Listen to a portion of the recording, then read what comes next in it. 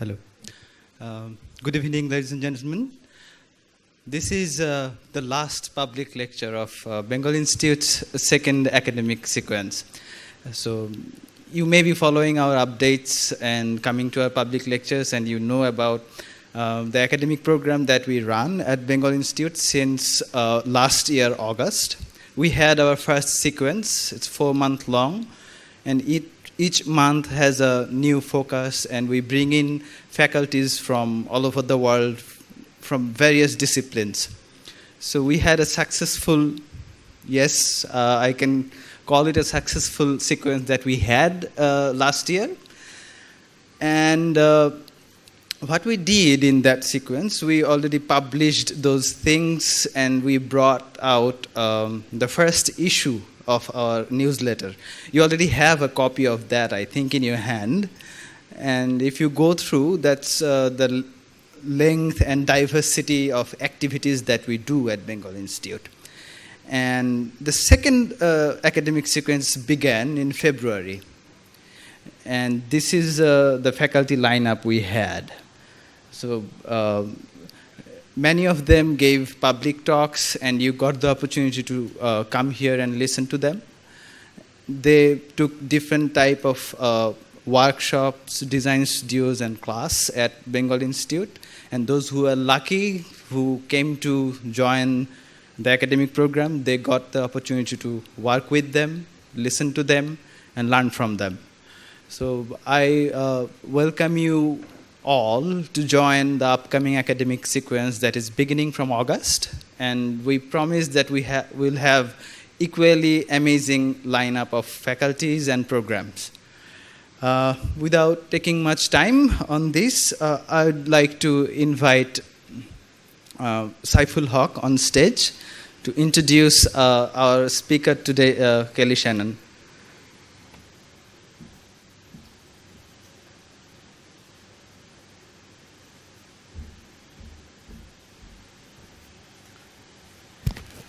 Thank you, Tawhid. I was a little worried that whether Tawhid is asking me to come and deliver the main lecture. And I have been warned by Qazi that the introduction should not be more than the actual presentation. So I have to keep it very brief. And I have this tendency of really giving a long introduction. So as Tawhid had mentioned, this is our 19th public presentation and the last one of this spring sequence. We just had the final review of the spring sequence yesterday. The studio workshop Kelly and I were taking at the Institute. It was a very intense 2-week long exercise, and we have the participants here also. And I think we had a great experience. Water, urbanism was the theme. So the topic for today's presentation by Kelly, Let It Flood, Rethinking Urbanism in Deltas. Kelly is actually quite familiar with many of us here. She has been involved in teaching, especially at Catholic University at Leuven in Belgium. And I know that many Bangladeshi scholars go to Leuven to do their master's and PhD. And I think in the audience maybe there's some of the former students of Kelly. Kelly Shannon is Professor of Architecture and Director of the Graduate Program of the Landscape Architecture Urbanism at the University of Southern California. She received her architecture degree at Carnegie Mellon, a postgraduate degree at the Belgium Institute in Amsterdam, and a PhD at the University of Leuven, where she focused on landscape to guide urbanization in Vietnam. Kelly has been associated with Vietnam now over 20 years, I guess, since her student days. Most of her work focuses on the evolving relation of landscape, infrastructure, and urbanization. Her research is at the intersection of analysis, mapping, and new cartographies and design. Together with Bruno de Mulder, she is book series editor of UFO Explorations of Urbanism, and as co-founder of the practice Research, Urbanism, and Architecture. They have been collaborating since 2010. In 2010, she co-authored with Marcel Smets the Contemporary Landscape Infrastructure, which is published by the Netherlands Institute of Architects, Rotterdam. And she has been also the editor of JOLA, Journal of Landscape Architecture, from 2010 to 2015.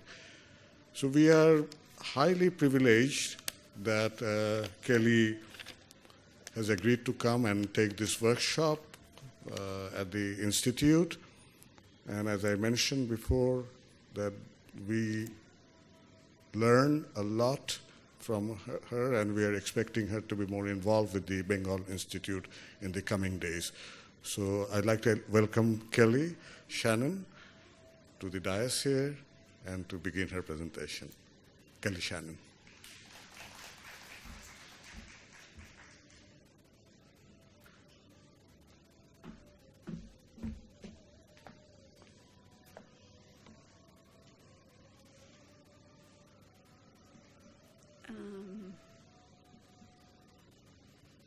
How do I move the presentation? So I would like to first begin by thanking the Bengal Institute for the invitation. I'd particularly like to thank the director, Qazi Ashraf, who it's actually been a great pleasure to finally meet. We've been in touch for many years by email, and it's finally a pleasure to meet him in person. We've been back and forth for emails for quite a few years, so it's really an honor to meet you. And also to Saif, with whom I've really had the honor and pleasure to work with these past weeks. And as well to all the other architects and artists that I got to know, and being here. And really also I hope to continue, as Saif has said, to collaborate with in this great work that I think the Bengal Institute is doing. I think you're really lucky to have an incredible chairman, Abu Kahir, from the Bengal Foundation, as a generous benefactor to art and culture in your city. Not all cities have this great privilege to have, and I think you're really lucky. And I'd also just like to give a special thanks to Fazil and to Tawheed for all the help that they've given me these past weeks. So what I want to present is about water urbanism. It is something I've been involved with for quite a few decades now. Of course, we understand that land and water, the interface of these two, is what man thrives on, is what we need. How landscape and water themselves structure urbanism. And our job is to re-edit this existing environment. The world's greatest cities and most of mankind lives in deltas and near cities. And our job is to recreate interplays of landscape, infrastructure, and urbanism. I'd like to start also by presenting to you three people that, for me, frame my thinking a little bit, particularly in Asian water urbanism. The first person is Karl Wittfogel. Karl Wittfogel is German who moved to the United States. He's a sinologist. He was also a playwright. He's an incredible writer. And he wrote a very important book in 1957 called Oriental Despotism, a comparative study of total power. And what he wrote about in this quite monumental in size book was he said that large-scale irrigation works require incredibly bureaucratic structures in order to maintain them, and that this inevitably has an incredible impact on society and how it works. So I can't go into it very deeply, but he ended up terming something called hydraulic civilizations.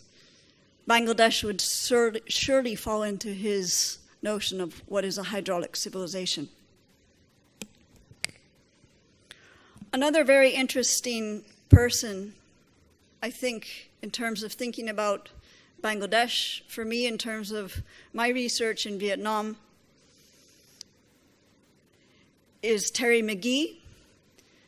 Terry McGee termed the word Desakota.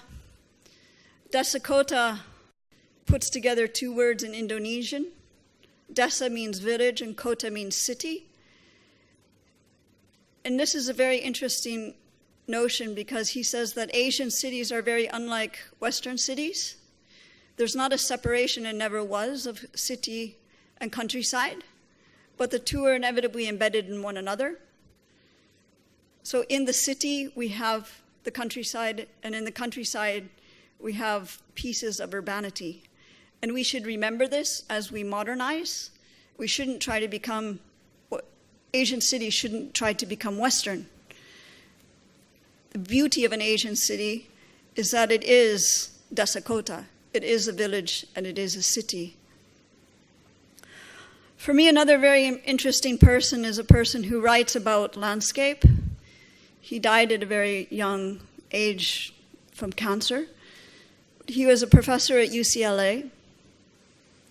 His name is Dennis Cosgrove. And he wrote a lot about landscape and representation. He wrote about different kinds of cultures. He wrote about residual cultures, cultures that he said are historic cultures that have disappeared or in the process of fading away. He wrote about emergent cultures,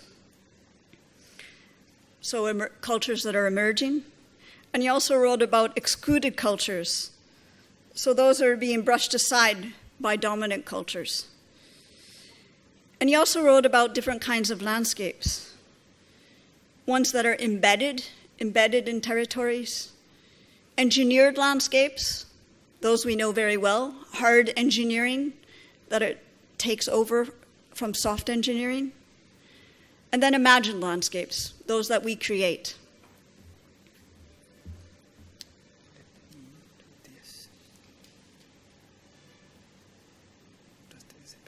Okay.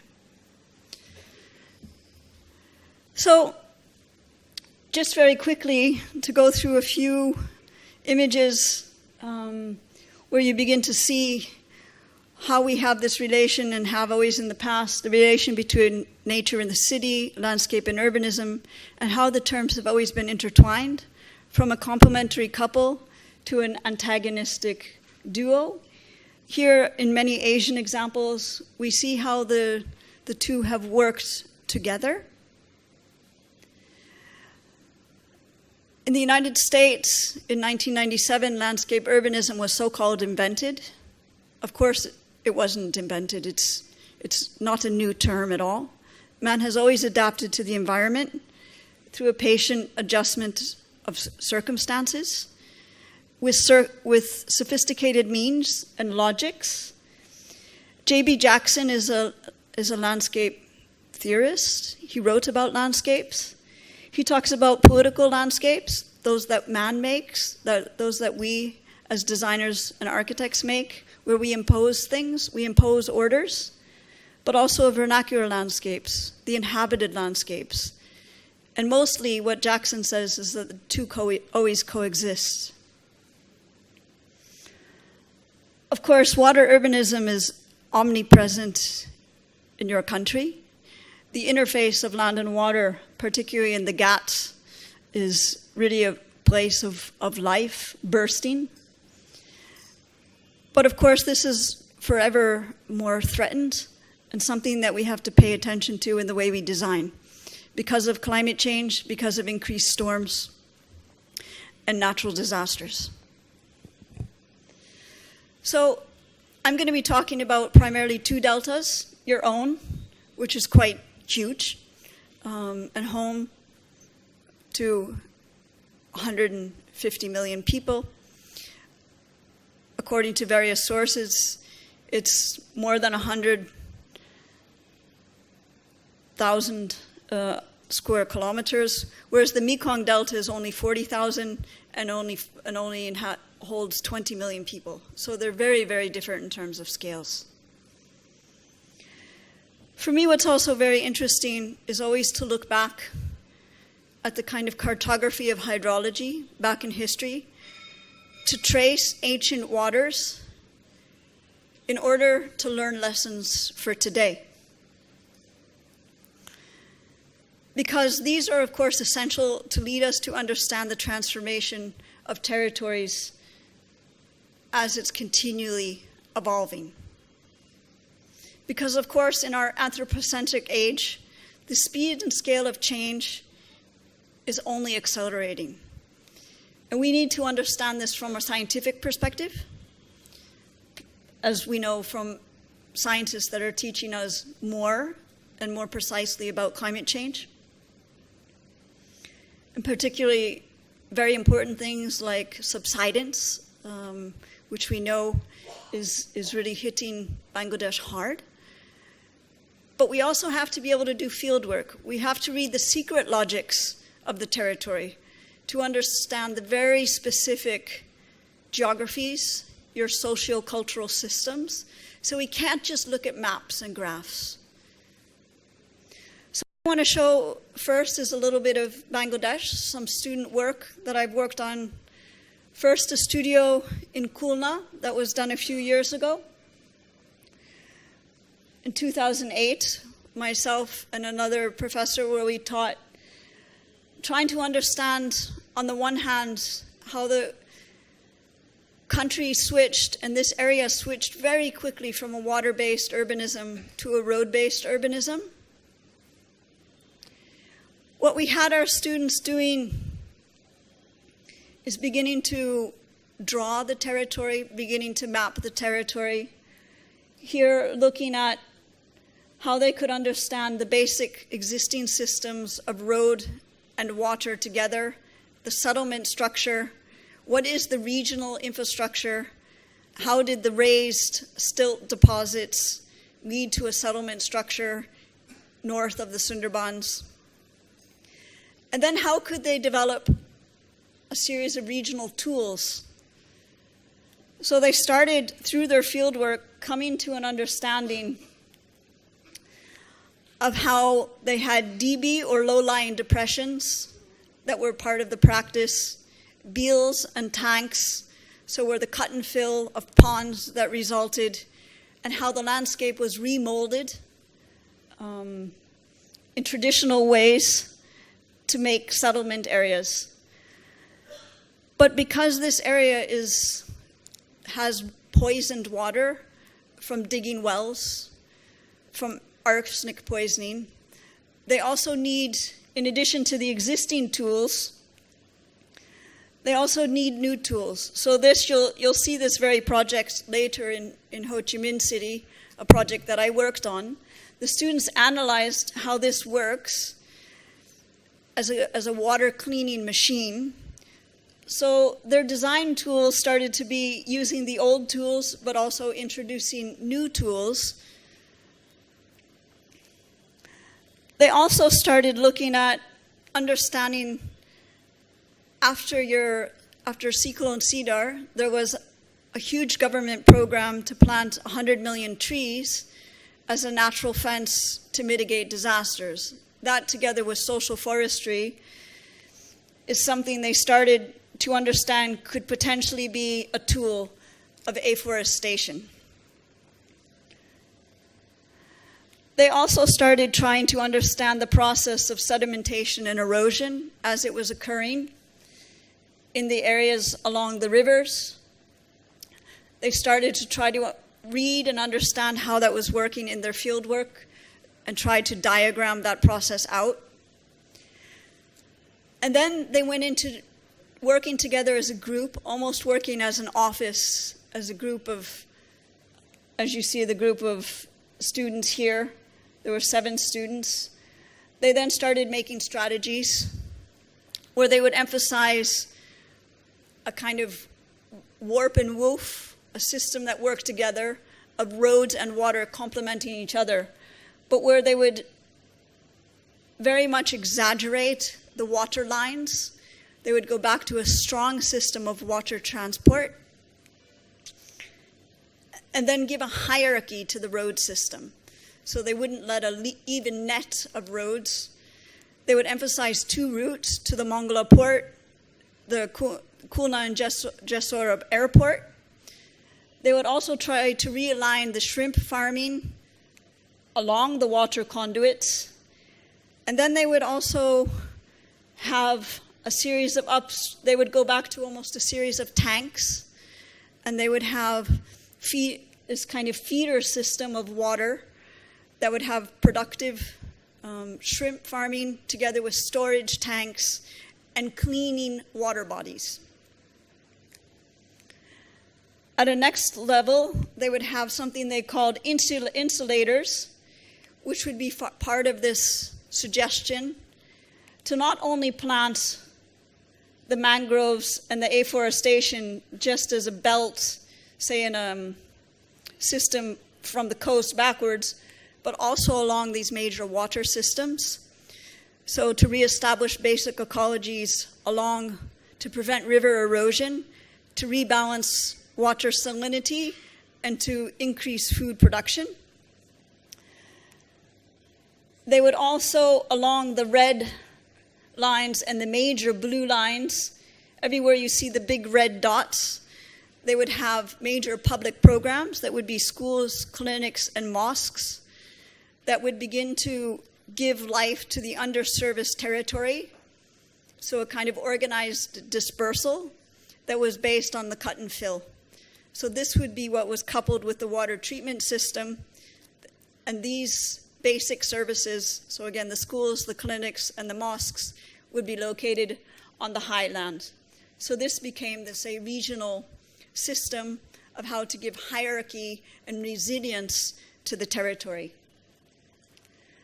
There was then one student who continued and developed new typologies where she would work to develop systems along a roadway that would also have the road and the water developed hand in hand, along settlement, increasing with new typologies, this kind of notion of medium rise, high density housing typologies, together with public services in red, new typologies in white, and together with new economies and new recreational spaces. So you get a completely weaving of forestry, of aquaculture, and of the new public space.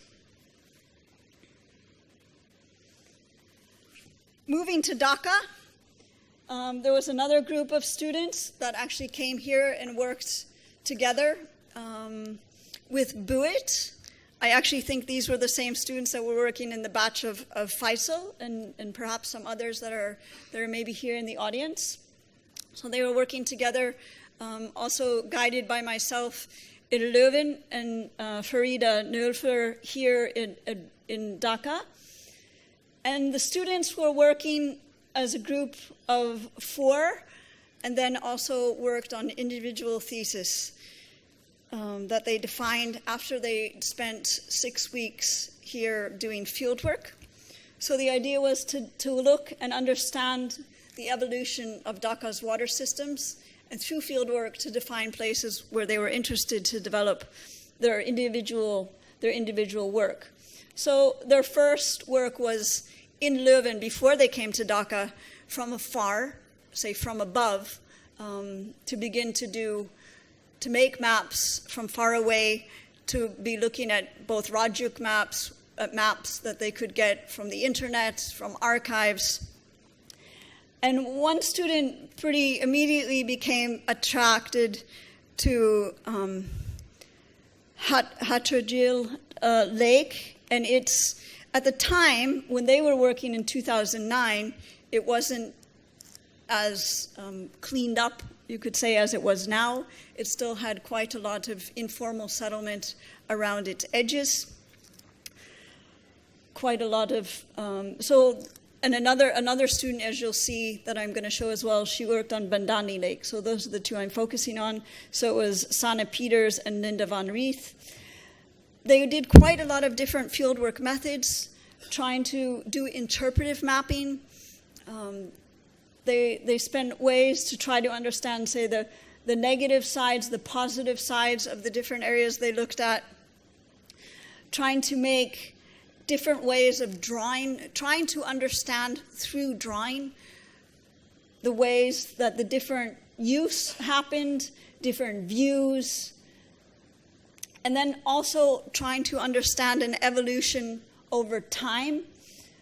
So looking back in old maps, trying to map out where the water was, how it has shrunk over time, how the area has been transformed and say, gotten, how the water has been lost due to urbanization, and how basically also entire water bodies have simply disappeared due to land filling and due to speculation and encroachment, how this has been happening, and using different tools to do this.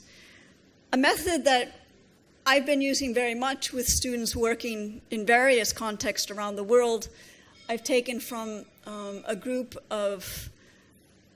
from MIT, a 1969 book by Caminos, Turner, and Stefanon called Urban Dwelling Environments, where they have a very beautiful method of taking 400 by 400 meter urban tissues and doing comparative studies. I've been doing this with students for about the last 15 years, and through various, just using 400 by 400 meters, you can more or less get to DNA of different tissues in a city, and then you can run it through various different kinds of analysis. Here they were testing topography, and then also at one point they tested vegetation, and at some points they start being more experimental in what kinds of analysis they try to understand different tissue types. And when you start getting a whole catalog of these things over 400 by 400 meters, you can start to make analysis also over time and go back. What they started to understand, which is interesting to see, of course, and this is something that's clear when you start looking many places around the world, everything has a lot to do with topography, with microtopography.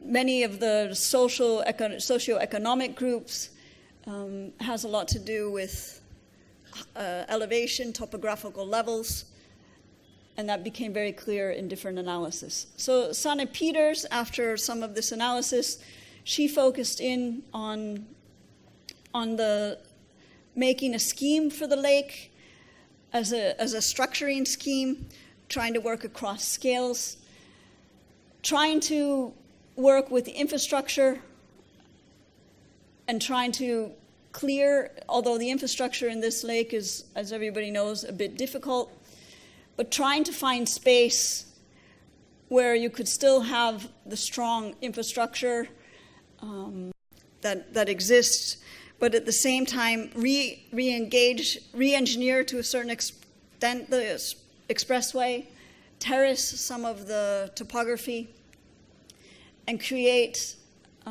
at a certain key moment a building that could begin to be a building for the community that could engage some of the land around it as a promenade, and create a building that could become, in the end, these students were all architects, so they had to end their thesis with a building. They couldn't end with an urban design project, which would have been where we wanted to go, but they had to end with a building, even though we tried to get it to be as much urban design as possible. So the idea was to try to create an open space park that culminated somehow in a building that became a place for the community that could flood. Linda Van Reet worked in Banani, trying to work, again, at the level of a strategic intervention that could consolidate and open the door for further, without allowing further encroachment of the lake. So trying to create a system of public spaces in the open space that was already there. She chose to focus, to kind of rethink 2 open spaces on the lake and to create a hinge building as a public structure, again, as a hinge between the 2. So creating, rethinking the port area and also another area on the other part of the lake to stop encroachment, in essence, and creating a hinge building and working with a commercial street that existed in the settlement. And in the end, the building that's raised on pilotis to keep it completely open for flooding purposes, but also dealing with a way to get water as a kind of recycling, to use water and to get rainwater recycling coming from the roof, so there could be clean water for the community that's from below. So now I jump. So that was student work. I've never actually done my own work in Bangladesh. This is student work that I've been guiding, and I've been doing some workshops. But where I have spent quite a lot of time developing work is in Vietnam, which is, for me, has a very interesting relation to your country. It's also a delta. Much of it is a delta. It's got 2 large deltas, the Red River in the north, the Mekong Delta in the south, and otherwise a very long, skinny country where most of the ethnic Vietnamese live. The 53 other ethnic minority groups are primarily in the mountains. But what's very interesting is that these 2 images, to a certain way, conjure up a great deal of the mythology of Vietnam. So this is most of the children's myths and legends focus around water and earth. Much of the poetry, many even of the karaoke songs still have earth and water in them. When Ho Chi Minh declared independence, he spoke about the soil and the water. It's in the Declaration of Independence of Vietnam. So both the trickle of water through one rice field and the mountains and rivers of the nation are kind of embedded in this. But much of the country is really in the in-between. It's mostly about mud. It's neither land or water. It's this in-between. So it's something that's really plastic. It's always humid. It's never really stable, and it's incredibly dynamic. So I think it's really, really similar to a lot of Bangladesh. This, for me, is also an incredibly interesting map. It was the map of the country in 1490, and all as it is the water in the mountains. The cities are simply Chinese characters at the time. This is before the French gave them the Roman alphabet. But the cities aren't, they're not drawn as plans. They're not worth that. They're just names. So as I say, this is, again, a drawing by some students about water practices in Hanoi. So really, if you think about it as the mud, the land, the water, the climate, fertility, opportunity, but it's all been domesticated, and it's all part of the culture. It's very much about water civilization, as Carl Wittfogel defined it, and then as practiced by man. So I'd like to show this was with quite primitive drawings. This was part of my PhD that I finished in 2004. So it's before Google Earth, before the digital camera, before you were allowed to take drawings out of Vietnam. It was all done by friends drinking a lot of tea, and so it's before what we know now, when things are a lot easier. So you'll have to excuse some of the drawings. They're approximations with a lot of field work, and with my, well, anyways, you'll see. So it's the city where it was my first introduction to Vietnam, the city of Minh.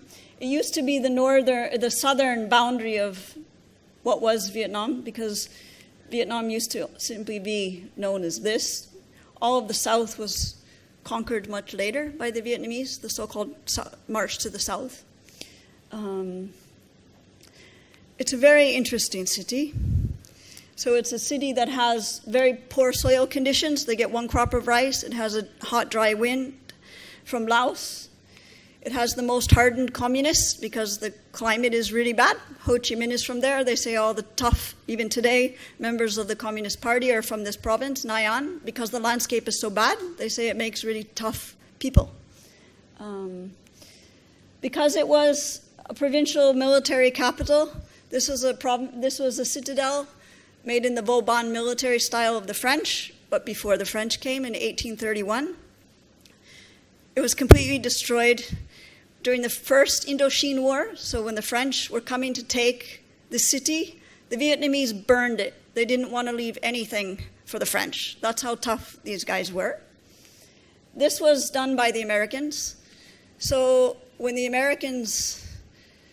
the city was completely destroyed twice. So during what the Vietnamese call the American War, and the rest of the world knows as the Vietnam War, because this is the head of the Ho Chi Minh Trail. So it's where the Viet Cong were infiltrating the south, because it's the very skinny part of Vietnam. So the city has a horrible history. But then it was rebuilt by the East Germans, and it was twinned with East Berlin. But during that time, this stuff was known as almost pre-dilapidated because they cheated on the reinforcements. So the stuff fell apart very quickly. But now it's booming. And this is what they call European-style houses. And it's in a sprawl. So this is Vinh. And this is what I fell in love with. It's a town nobody wants to go to. Everybody drives through Vinh. And all the Vietnamese young architects and planners escape Vinh to go to a place like Hanoi where there's jobs and it's interesting. We went there to work with UN Habitat to do capacity building. And I found it a really fascinating place with wonderful people. So these are drawings from my PhD, as I say, quite primitive, collaging by hand. But the notion was to begin to create strips in the landscape of slightly building up higher masses where you could have villages and vegetables and lowlands, islands of lowland where you could flood the land and have rice, and really articulate this so-called microtopography. And along Highway 1, so the road that connects Hanoi in the north to Saigon in the south, behind is one strip of buildings to, again, really articulate the microtopography and productive landscape. So this is a footprint of what I traced off a stolen or a given to me military aerial photograph. So it's a figure ground not of highland and lowland. So it's the kind of footprints not of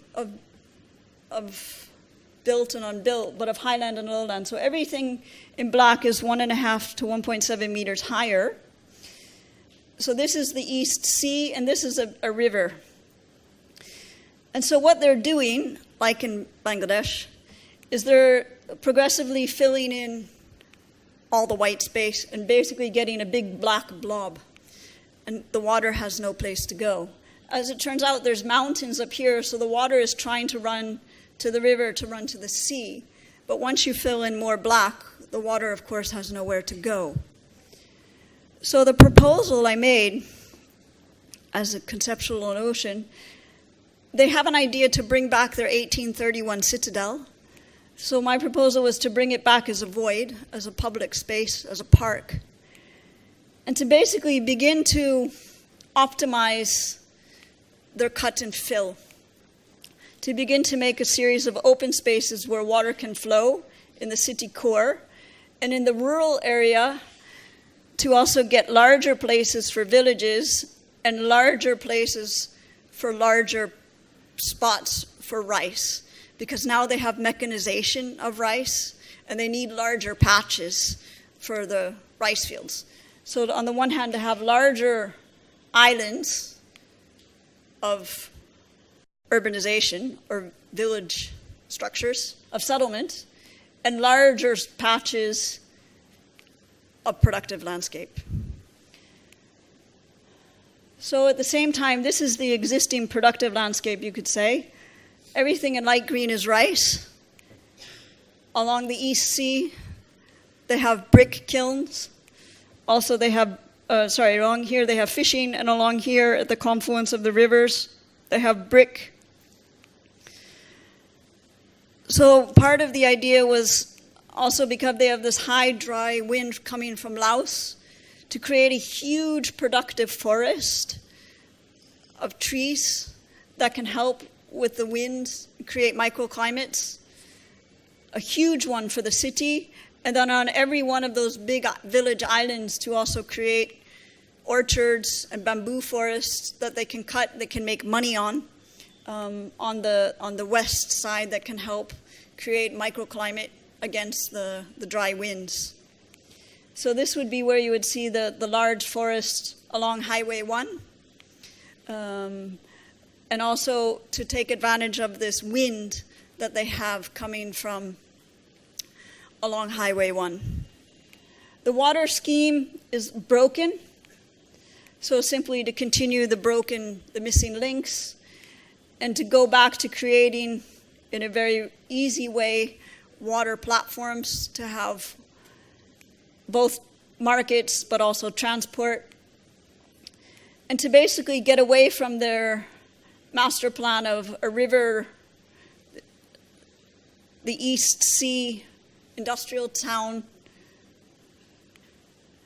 to begin to have a kind of organized dispersal notion again, where you have energy, the highway moved a bit more towards with energy, and then open space. So you basically have high, dry islands, and then with water flowing.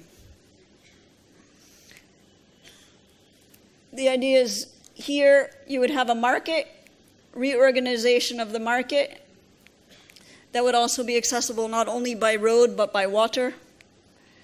And along the river, you would also have, they always have in Vietnam, the provinces are in the middle of the rivers, and it's a ridiculous idea. You have to think of your river as two sides.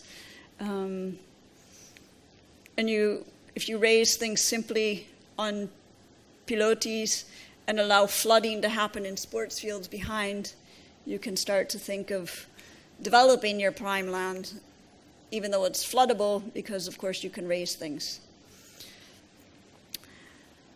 Jumping now to Ho Chi Minh, which is not in the Mekong Delta. I'm going to show you quickly two projects in Ho Chi Minh City before going to the Delta. This is a built project. It was done with the Belgian technical cooperation together with The Vietnamese government, as this canal has already been had been dredged by the government to try to get rid of squatter settlements. The idea is, and it wasn't done in a satisfactory way, the government asked different donor communities to look at the Tan Ho Lagoon Canal. It was primarily led by JICA. The Belgian government, being a small government, took a small piece of it. We took a site here. This was the catchment of what we were looking at, the basin. And our project that I'm going to show you is a new housing project here, and then an aerated lagoon, which is up on a very polluted canal here in a textile zone, so similar to some of the areas that we know in Bangladesh. So it relocated 180 families, and this was done between 1998 and 2006. So there were basically 2,500 households that were encroaching this canal, and that all together needed to be relocated. So we had 3.4 hectare lot, and within it was an processing plant. And what we ended up building were 72 apartments that cost 3.3 million euro total investment, including the land. And it was along 300 meters of the canal. This was a lotus field, and this was a settlement of existing squatters that ended up getting land tenure. So the housing we ended up developing together, so I worked on this design actually with ex-students who ended up working for the government, ex-students of our Leuven program who ended up working in Vietnam. This was a hawker's market. We ended up only building this piece that you'll see. The other pieces were to be built by the Vietnamese government. And each unit is only 40 square meters, very small, social housing. But they didn't give us a regulation in cubic meters, so we built them very tall so people could have a loft. This is the unit we ended up building, that one piece. So it's a front piece. The bottom ones that face the canal are shop houses. The idea is a bit using inspiration of Hermann Hertzberger. They have very, very wide staircases and very wide corridors on the inside so that people could continue their informal activities in public spaces, public life in the communication corridors. There is, as I say, hawker's market. It's really simple, just basically a big roof with concrete platforms and a boat launch that will eventually be working when the canal again becomes navigable. The aerated lagoon, which is up in the north, we did together with the University of Ghent. That is really good in the science of hydrology, which we're not so good in. It was working to upgrade the existing informal community. It ended up building a school.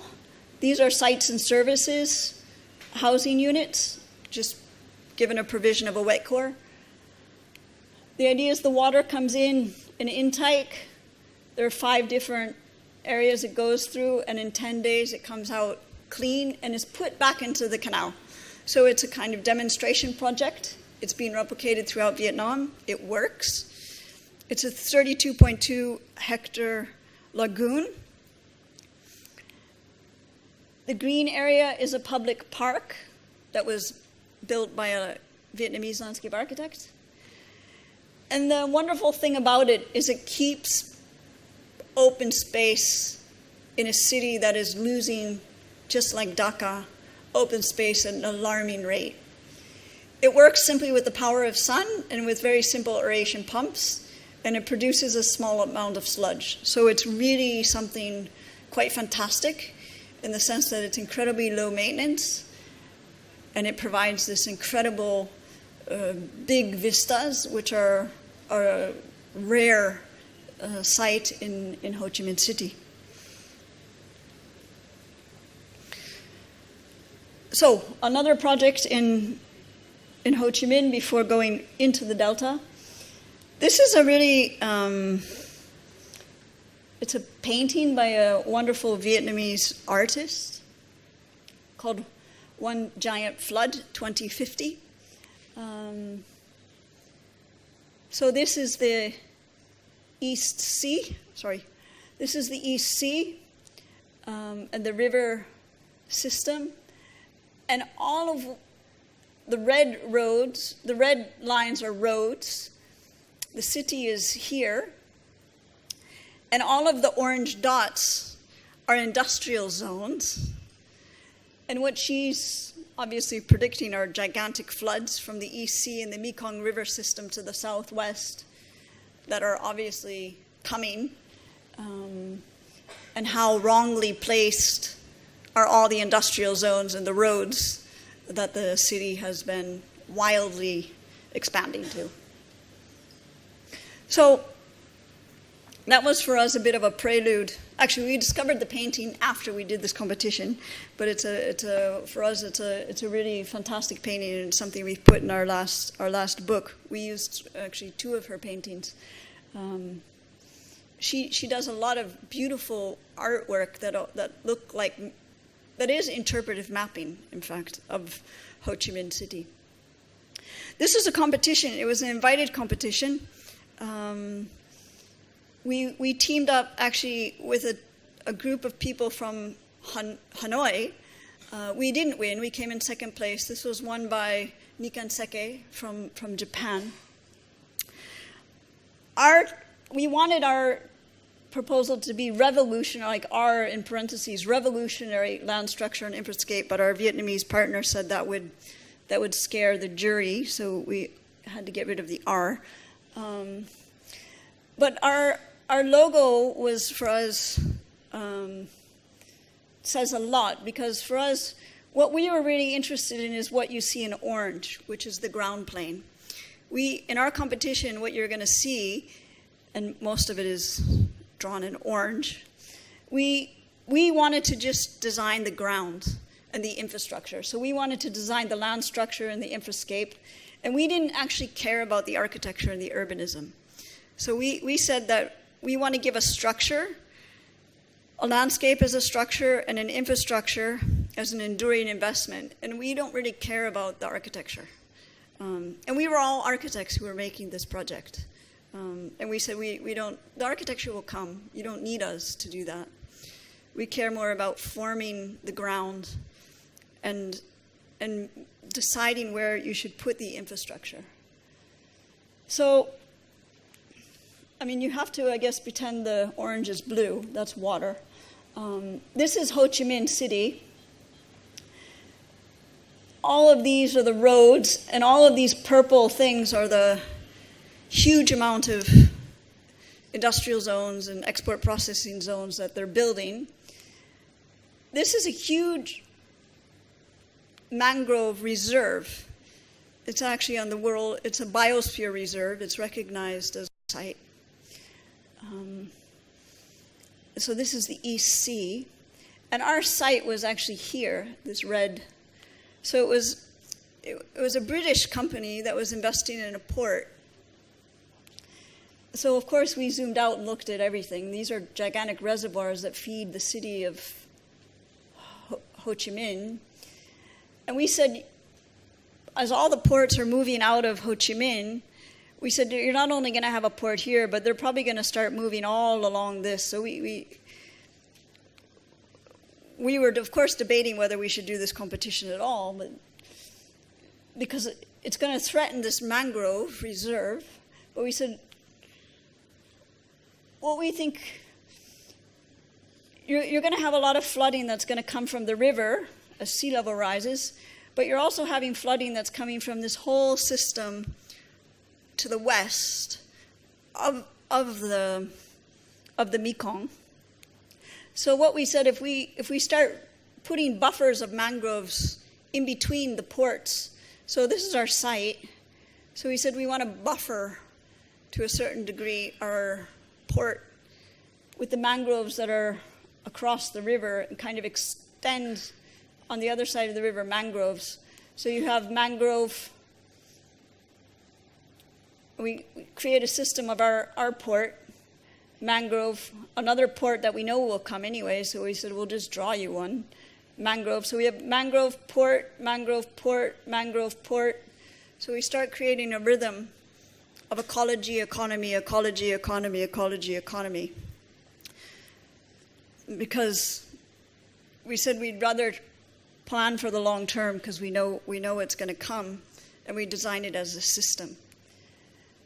We then said we don't want this to be a kind of monofunctional money-making machine, but we'd like it to be a piece of the city.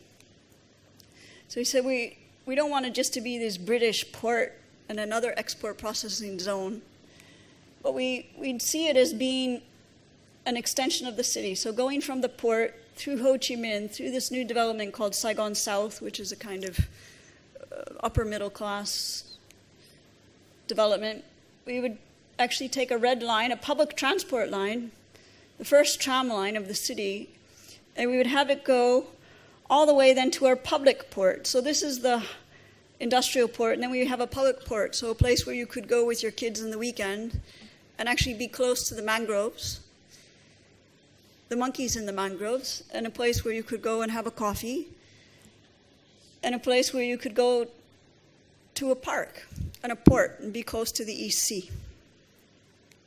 So then we create this, we said the French can give these wonderful tramways. So we found the routes where it can go by the Reunification Palace. There's room. And then we developed the system of programs. So this is the area reserved for the port. This is the mangroves. The Americans can do this because they destroyed a lot of mangroves. And there's the MacArthur Foundation that has an afforestation program. So the French will give the trams because they also have to give something back to Vietnam. The Americans can give the trees. The British are already going to do this. There's some villages here that we want to upgrade, so we keep those. And then this red zone is an in-between. So if the port takes off, it can become more port. The in-between is the green. If the port takes off, it can become more port, but otherwise this is an urban area. We had basic infrastructure. We learned from Saigon South, where they're developing really beautiful trees together with their infrastructure profiles, really beautiful system of trees in the city, really generous and well-designed street profiles.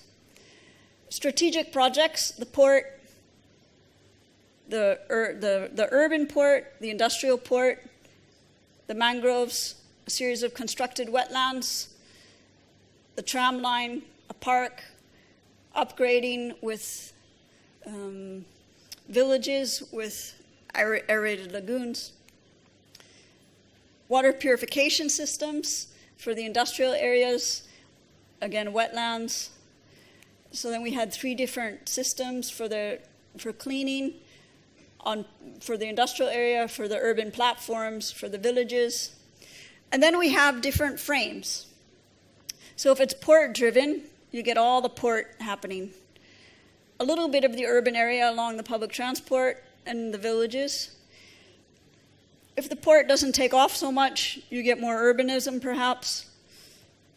Or if it's very balanced, you get things. So the idea is you don't wait for things to come, but you allow flexibility because the landscape is finished. Like the landscape is there and it's not empty, but you're not just building an infrastructure that's empty.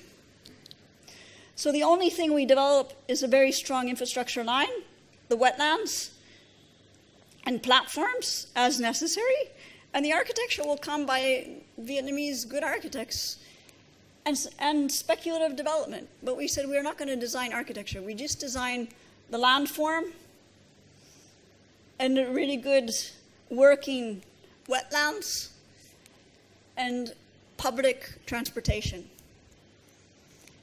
And then it allows for hybrid, it allows the monkeys and the mangroves to be near, you allow for hybridity, allow for different things to happen instead of monofunctional. Because in Vietnam right now, they do everything still with very strict land use. And we said that's what we have to get away from. So now to the Delta. A very rich watery system with an incredible history. A history of draining. They need to drain their delta. They don't build dikes in the Mekong Delta. They build canals. They drain it. It has a system of watery landscapes. First project I want to show is about, it was a plan that's made that was for the territory of Canto. It's about 60 kilometers along the Canto, the Hao River, the lower branch of the Mekong. This was in drawings from 2007. You'll see later it's a bit changed, but at the time, we worked on this plan from 2010 to 2013 when it was approved by the Prime Minister. We are looking at massive saline intrusion, the red line, inundation, the whole notion of climate change refugees. Again, a 1923 map, the Hao River. The city was formed at the confluence of the river, the Hao River and the Canto River. A very interesting map because still, before a big dike was dug, this was all a swamp. It's all about, as in, this could also be, I think, Bangladesh, very small systems, all about very small differences of topography to access the fields, slightly higher raises of land for tree cultivation. But it's changing. They just built a big bridge before you had to take ferries to go over the rivers. As they now get more money, more loans, they're able to span and build massive amounts of road infrastructure. The market and water-based urbanism is slowly disappearing. And a huge amount of land filling. They also have to usually fill 3 meters to build, taking mostly their sand from Cambodia. The sand they get, or the mud that they get from their own river is not strong enough to support development. But when the water comes, they live with it. It's part of, it's welcomed, it's necessary for the cultivation of the rice, and it's enjoyed. It's part of what's expected, with climate change now, the planting seasons are changing by up to 3 weeks in the Mekong Delta. Presently, the Mekong Delta is in its worst drought in 100 years, so things are changing quite radically. Everything is strung along. It's a ribbon development, linear development, similar to here, along waterways, along small roads. This is the plan we were asked to revise. This is the urbanization that had existed in the darker colors. The pink was what was planned, so they were basically going to urbanize linearly the entire river. That was what was existing before we went in. This was a communal farm during the, say, communist days, but still, it's the only one communal farm still working in Vietnam, working quite well. But you see all the linear strings of development, kind of filament development in the territory. Then a group of students, I've done a number of studios where I took students to work in Vietnam. A very interesting group of ladies, Belgians, who mapped the different production. This is mostly orchards, tree cultivation, all the fruits, and when they fruit are in X's, the fish, 3 crops of rice, but the rainy season. A big question was the VAC system, so the ponds, the husbandry, the orchards, all around rice working. Could this be scaled up to an industrial scale? We worked very hard to get topographical information, trying to understand it through where the alluvium is, so through different soils, through different flooding maps. What you see here is where the orchards, so the tree cultivation, the rest is rice. And then the basic maps we started to make mostly in AutoCAD and then putting them in Illustrator. We didn't have GIS information. But basically the very fine grain, water is the registrar, is the DNA. A basic section we started to work with as a design premise, trying to work principle of cut and fill when we have to fill in some areas to make highlands, working with what we call a civic spine. Public transportation for us is super important. Public buildings, keeping open on the ground floor if possible. Everything in the Mekong Delta, trying to keep around 5 floors or less, or 13 stories and above due to the structural foundation issue. Working a lot with public transport also in the water. So the basic plan that we developed for this city, to keep the orchard structure, to move a highway instead of a straight line, to make it go around the orchards, because it's incredibly productive as an ecological structure, but also as an economic system. We convinced them that they should remain an agricultural territory. This is their being. We said you should market yourself as an orchard city. We decided instead of making a linear city along here, that this big stretch should become a park. It should become an agricultural park. It should become an orchard park. It should become a high-tech agro-orchard park. So where they do experiments about tree cultivation, but also becomes a public space. So we pushed back the development of their new administrative city. They wanted a new administrative city for this is the main city of the Mekong Delta, Kanto. So they wanted a new place for their capital buildings. We said, you push it back. So the new capital administrative city called Omon would be pushed back. It would face this wonderful park. The orange line ties together all these centers. And it's a public transport line. So basically what we did is we created these are sand filling. So these are high, dry islands. So these are the highlands. These are the lands that are filled. They're high, dry, and safe. This is where you build architecture. The green line dances with the public transport line. And this is a long, 60-kilometer long public park. It's where you put your golf courses, it's where you put your football fields, it's where you put all your public space. Along the public transport line is where you put your hospitals, your schools, everything but housing. So you put all your big public institutions, your public facilities, your schools. And sometimes the orange line and the green line touch, and sometimes they don't. So they do a kind of dance, and sometimes they're close, and sometimes they're apart. And then, of course, the big system is also a water network. It has flood along the rivers that go perpendicular from the How River. There are flood pockets. In the industrial areas, there are cleaning systems. In the new areas of housing, there are aerated lagoons. So there's a whole series of different systems of cleaning, flood, irrigation systems, etc. And then there's the whole productive landscape. So we have the existing orchards, we extend the orchards, they're in green, and then that works together and weaves together with the public space system.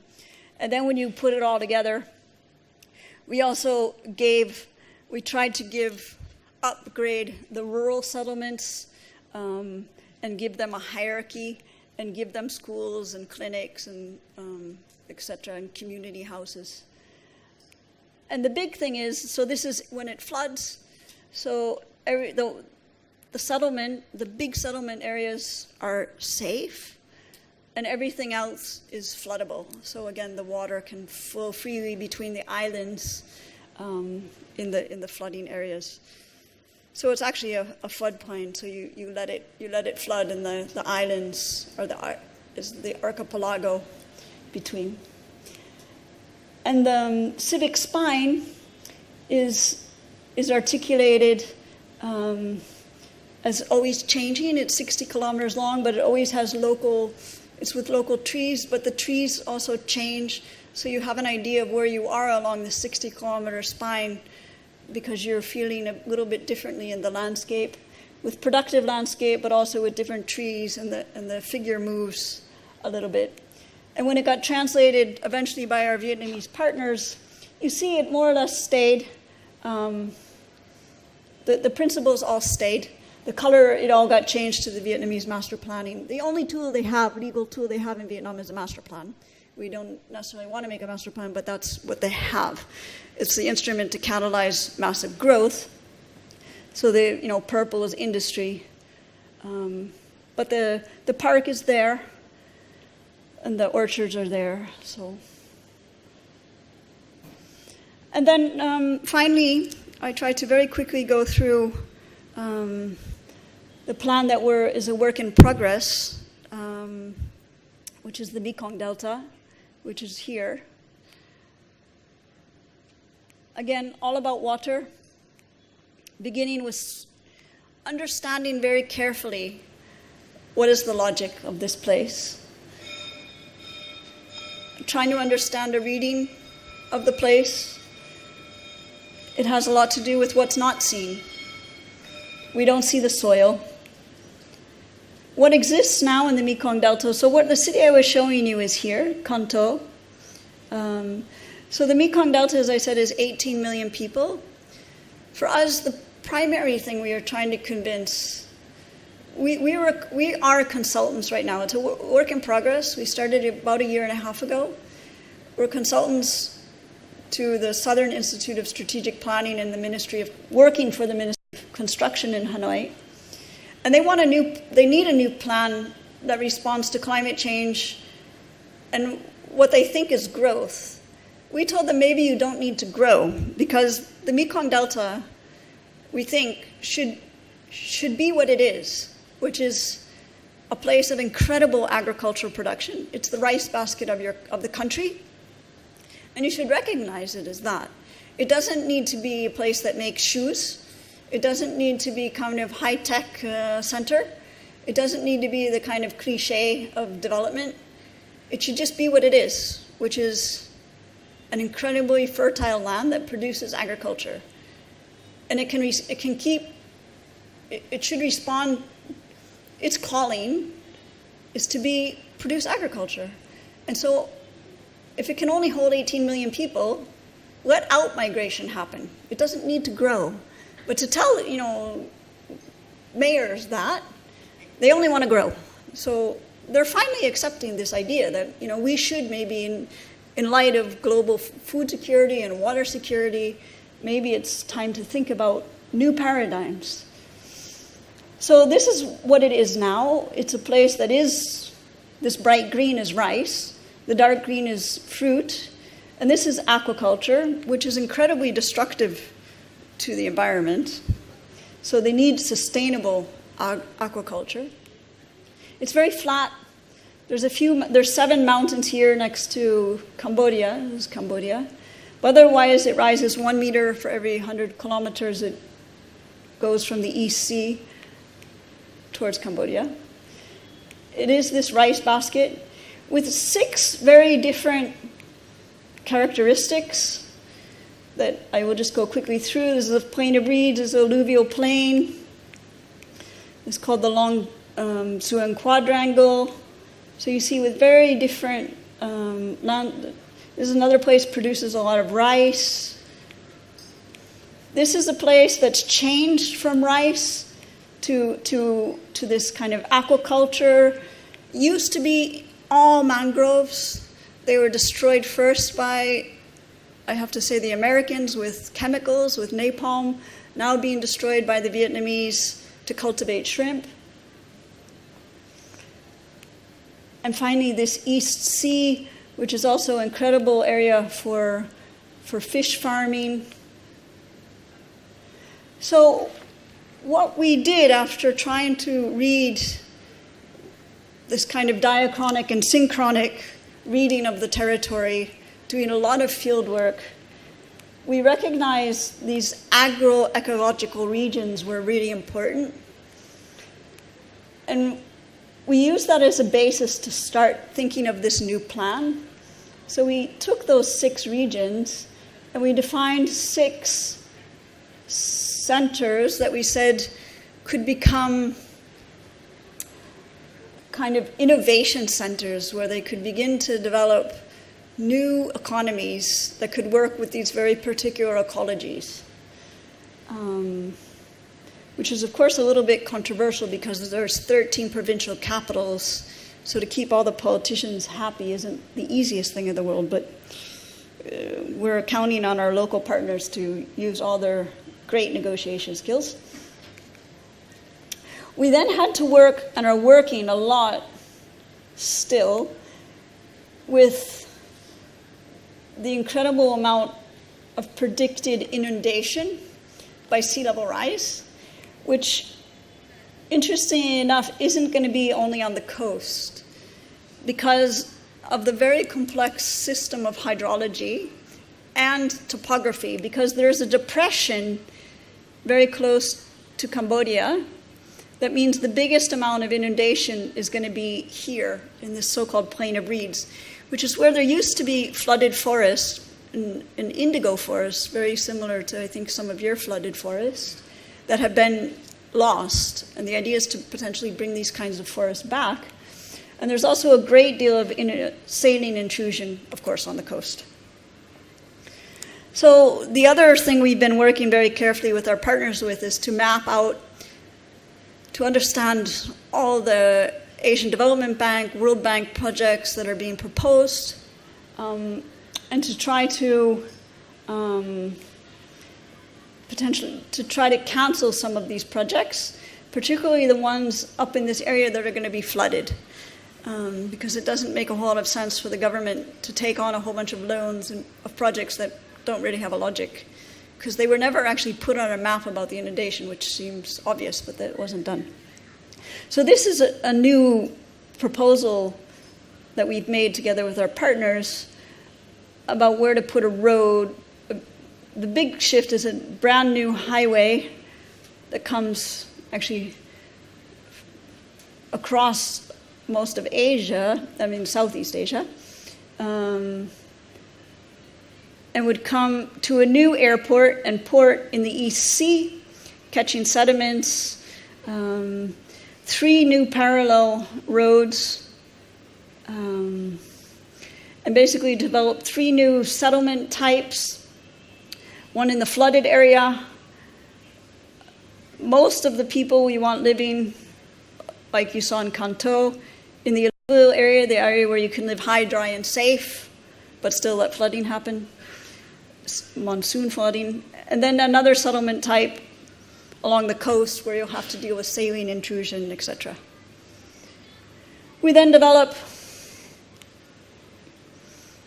massive afforestation of the coast with all different kinds of ways to use mangroves. Some are just mangroves, some are mangroves together with new forms of sustainable aquaculture as a second kind of band. In the rivers, all the wonderful islands, we say no settlement, only for animals. And then there's a different system of Melaleuca forest, freshwater forests on the Gulf of Thailand. So we basically come to a plan that looks like this. What's very interesting, we think, is up in the north, we have huge monsoon reservoirs to catch monsoon rains, because Vietnam also has a lot of trouble now because of all the dams that are being built upstream, primarily by China. There's not enough fresh water coming downstream. So to catch water from the rain, from the monsoon season, and during the monsoon season when there is enough water in the river, and to kind of keep it in upstream basins, that can then be released into the incredible water network for irrigation and also even for drinking purposes. And then to really beef up the highly productive orchards, more sustainable aquaculture,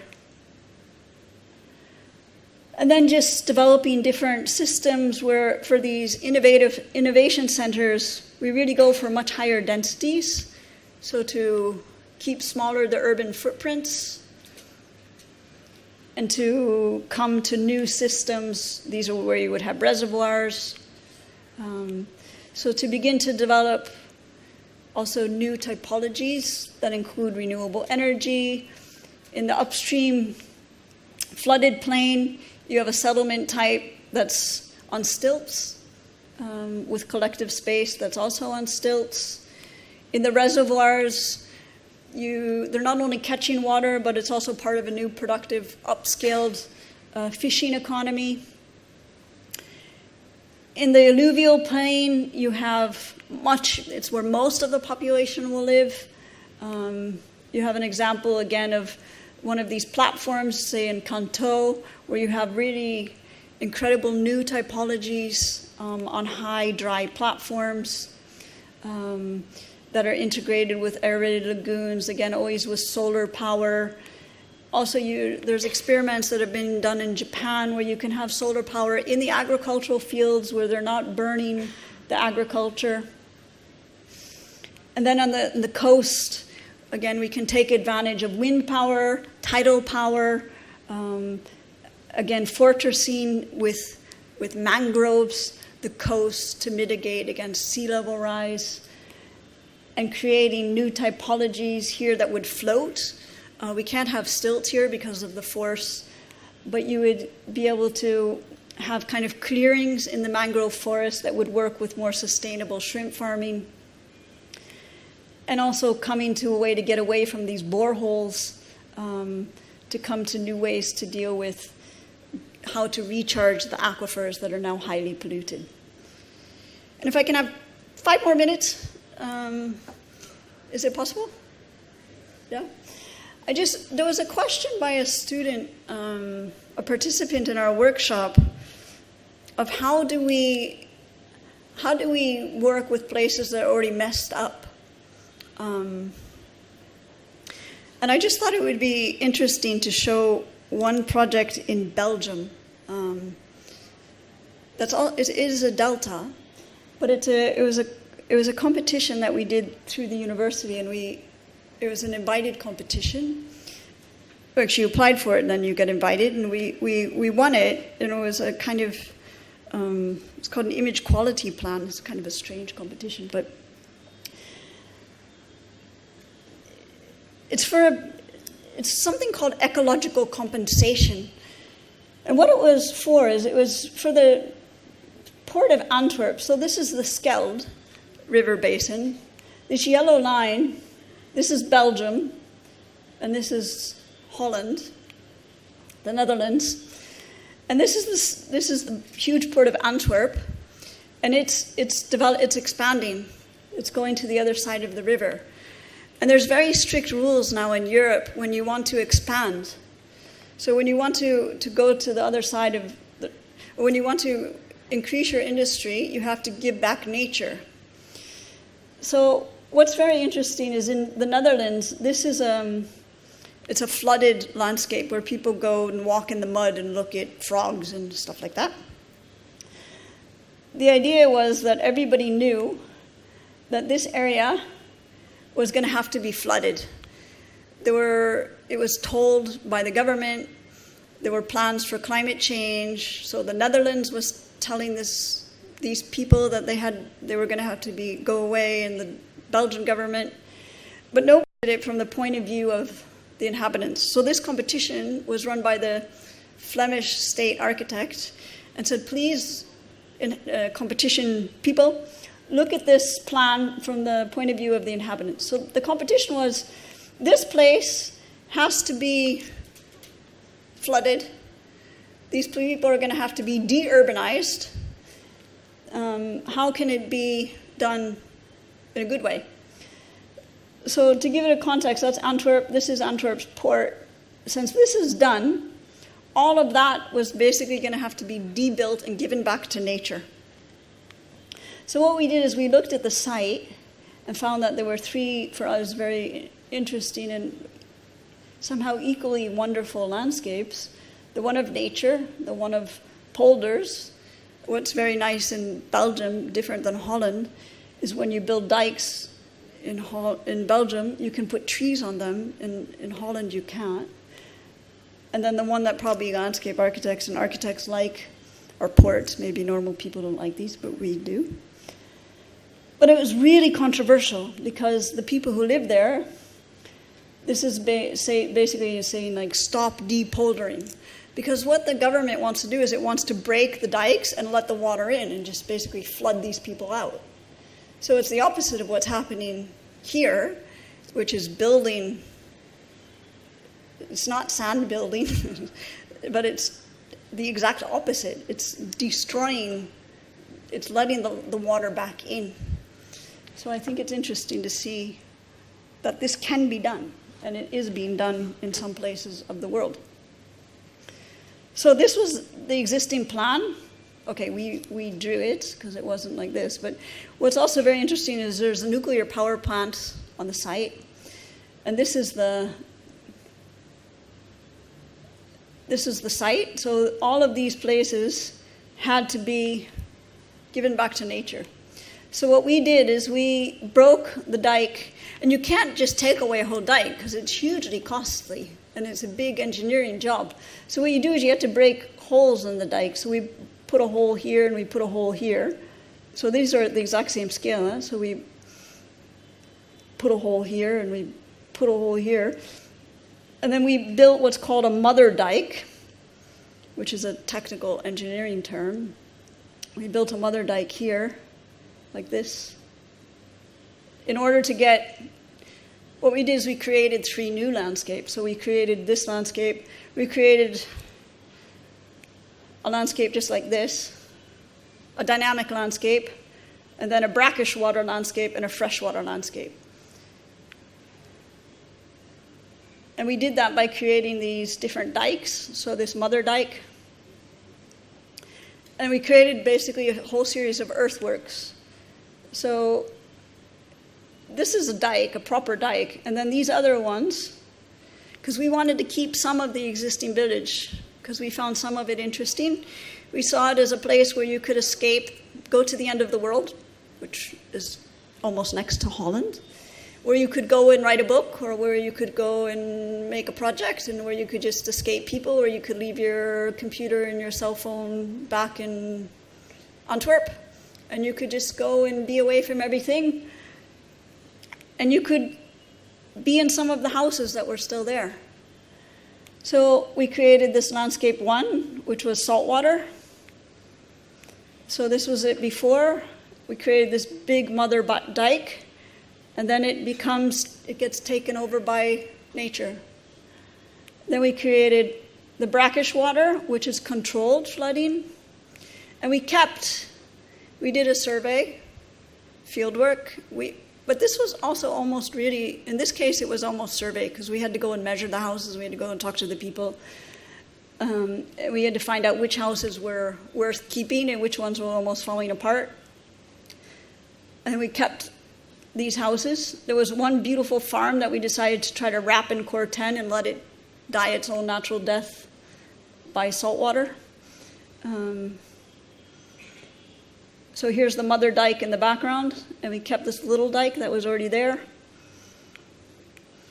So we kept some of the houses, and all these Belgian bikers would come and do their thing. And then there were also these really amazing little dike houses that we also decided to keep with the big mother dike behind it, where you could escape for a weekend. And then finally a freshwater landscape, where we created dikes, but that were almost earthworks with big sloping terraces and lands, where you could come and inhabit to protect. In this case, there was a very beautiful church, so big, and sometimes it would be orchards and all different So this place became a place of more of earthworks, really, and the other places were more proper. So it was really working with different sections. So for me, taking completely this quote out of context, from Las Vegas to deltas, I do think it's learning from the existing landscape is a way of being revolutionary for us architects. And I think we do have to let all of our territories flood and figure out ways to do that with making micro topographies. Thank you.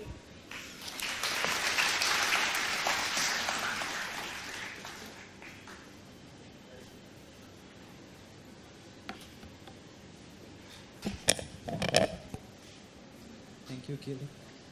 Thank you, Kelly. We're going to take a bit of time, like 2 minutes, to get ready for the question and answer session. Okay.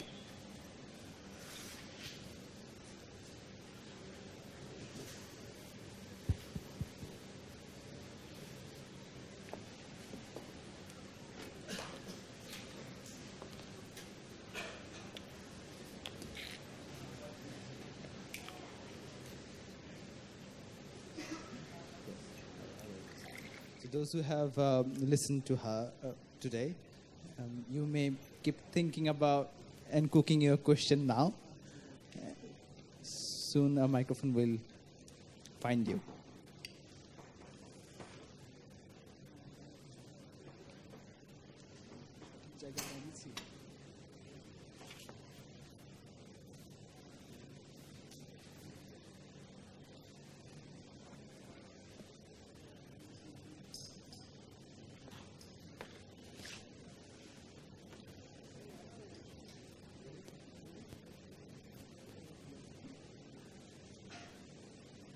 If we have any question or comment.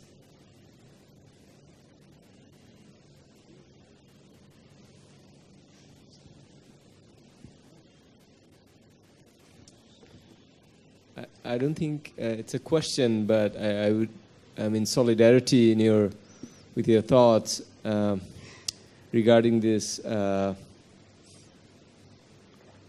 picture of how do you really reconcile from a situation things are dilapidated. And I think one of the ways one could look at the landscape from a much bigger perspective, and often we get bogged down to our very macro position, and we forget the possibilities that lies within.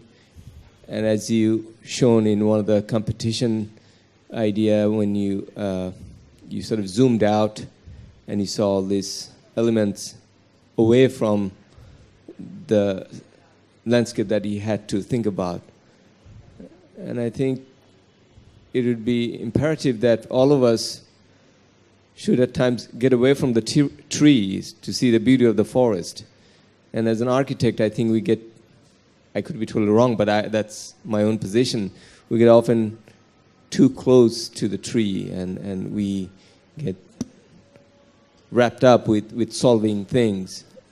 And often we don't raise enough questions of our performance or participation to the project at hand. So seeing your vision of certain place and actually implementing, it's fantastic, and I am absolutely enchanted to see how a place that people may skip and bypass, and then again they should focus back and try to learn from the land. So thank you. But I think, Saladin, it's I think you always want what you don't have to a certain degree, because I'm equally enchanted when I see your architecture, because I think you have to remember that I'm coming from a perspective of academia, and not really as a practicing architect. So I think when we're in academia, it's our job and our obligation to question. And at times, I think it's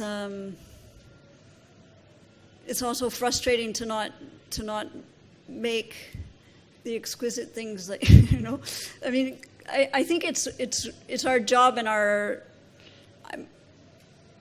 think this zooming out and staying in the world of questions and visions, for me, it's what I do and what I love to do, without a doubt.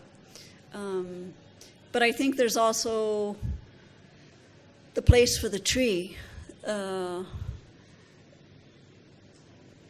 because I think the tree and the forest obviously need one another for survival. So I think that's where we have to make sure that in all of this, for me, what I think is a frustration from my point of view is that I think there's the in-between scale of urban design that I think there's still a lot of really wonderful architecture. And I think there's more and more looking around people zooming out and doing these interesting visions. But I personally don't, I find the gap in between of the urban design of making the link of the habitable space of what I would say water urbanism, that's neither architecture but neither the scale of this too zoomed out statement making vision. That's where I think there still needs a lot of work, and that's where I think there's a lot of opportunity for really good architects and really good academics to come together, because I think that's still this. There's a lot of discussion of what is this urban design scale, and I think I don't need to talk about it, but I think you just have to do it. But I think there is that scale in between that's still really not there, because a lot of this stuff is it's just going to end up as stuff on a shelf, I think. And it's nice for discussion, but I think to get something recognized as built at an urban design scale is where it will really start to make some kind of difference. Because even the Tanho Lagoon project, it actually doesn't, in all honesty, it doesn't succeed at an urban design scale. It's still kind of an object. So it's not really water urbanism. I put it here as that, but it's not actually. It's still a kind of nice housing project, but it's not really functioning as water urbanism in all honesty. So it's I think this to really get to truly working at this kind of level of how this stuff can really work. I think it needs collaboration of the academic, having the time to zoom out and think and do all this stuff with people like you and others who are really doing, really good, solid building architecture. So I think, so in that sense, I think it's interesting as a discussion and how to get to that in between, the urban design component. Because that's what I think is not, I haven't seen many examples. I mean, there's some here and there, but not many. I think that's where we as a field, I think, are still failing massively. one more question maybe, and then we'll wrap up. We're running out of time today, Vic.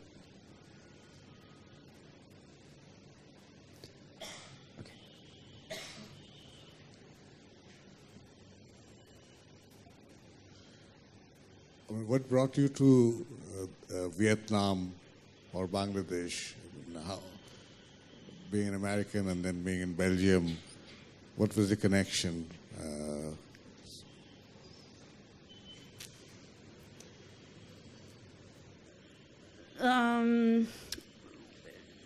It was through my work in Belgium at the working at this postgraduate center for human settlements.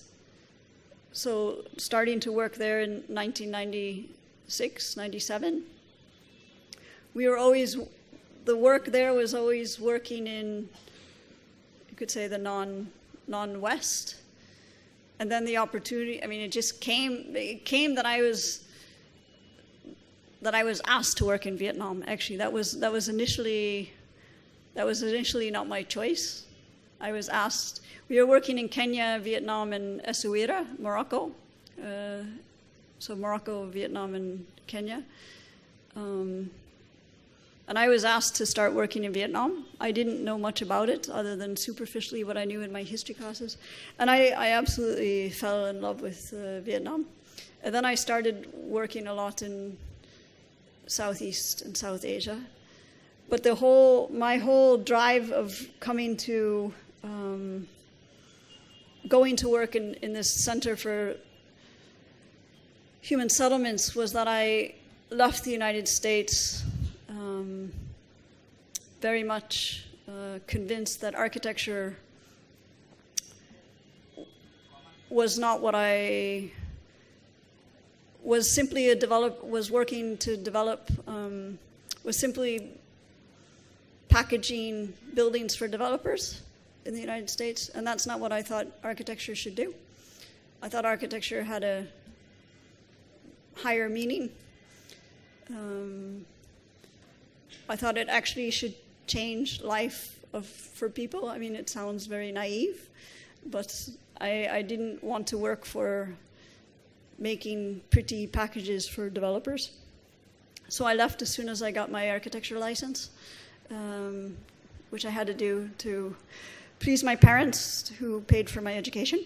So as soon as I got that, I left and started to work